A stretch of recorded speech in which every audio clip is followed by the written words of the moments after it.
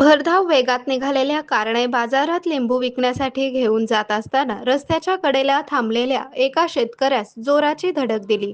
हा अपघात सोलापूर अक्कलकोट रोडवरील शारदा मिल कुंभारी तालुका दक्षिण सोलापूर येथे झाला. याबाबत गुरुराज शिवबसप्पा नंदनगी वय 49 राहणार गौडगाव तालुका दक्षिण सोलापूर यांनी दिलेल्या फिर्यादीनुसार कार चालक उमेश रामदास कुंजीर वय 35 राहणार वाघापूर पुणे याच्या विरोधात वळसंग पोलीस ठाण्यात गुन्हा दाखल करण्यात आला आहे. याबाबत पोलिसांनी सांगितले की 1 मे 2026 रोजी सकाळी 10 वाजण्याच्या सुमारास फिर्यादीचा मुलगा नागेश हा शेतातील लिंबू विकण्यासाठी MH13 CM 3401 या दुचाकीवरून सोलापूरकडे जात होता. त्यानंतर 11:30 वाजण्याच्या सुमारास कुंभारी हद्दीत असलेल्या शारदा मिलजवळ एका भरधाव कारने दुचाकीस्वारास धडक दिली. या धडकेत नागेश याच्या हातापायास जबर मार लागला होता. त्यास उपचारासाठी शासकीय रुग्णालयात दाखल करण्यात आले.